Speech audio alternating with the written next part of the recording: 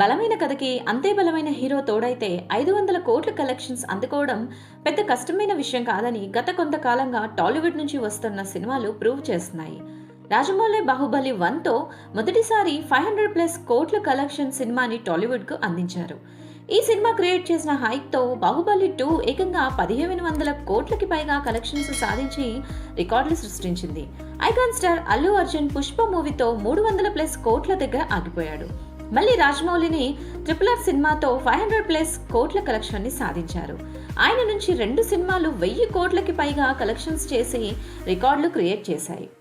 Next Rajamouli 2000+ కోట్ల collections ని SSMB 29తో లక్ష్యంగా పెట్టుకున్నారు. హీరోగా ప్రభాస్ బాహుబలి 1, 2 సినిమాలతో 500+ కోట్ల క్లబ్ హీరోగా మారిపోయాడు. RRR సినిమాలతో రామ్ చరణ్, NTR ఈ లిస్టులోకి వచ్చారు. డార్లింగ్ ప్రభాస్ సలార్ పార్ట్ 1, కల్కి 2898 AD పార్ట్ 1 సినిమాతో మరోసారి 500+ కోట్లకి పైగా కలెక్షన్ సాధించి ఎవరికీ సాధ్యం కాని ఫీట్ను అందుకున్నారు.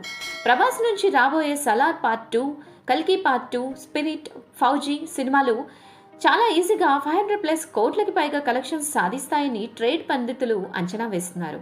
ఆయన సినిమాల కలెక్షన్స్ 500 కోట్లు ఆ పైన లెక్క పెట్టుకోవాల్సిందే అని అంటున్నారు. ప్రభాస్ తర్వాత ఈ సోలోగా 500+ కోట్ల క్లబ్ హీరోగా మారే ఛాన్స్ ఎవరికి ఉందని చూసుకుంటే ప్రస్తుతం 3 హీరోలు కనిపిస్తున్నారు.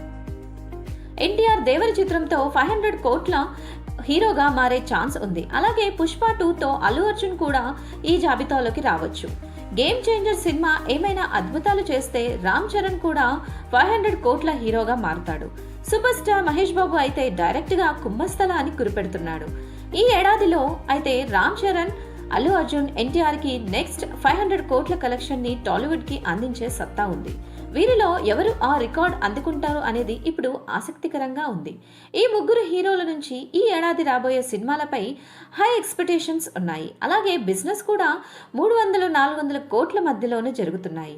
ఈ స్థాయిలో షేర్ అందుకోవాలంటే ఖచ్చితంగా 500 కోట్లకి పైగా కలెక్షన్స్ అందించుకోవాల్సిందే మరి.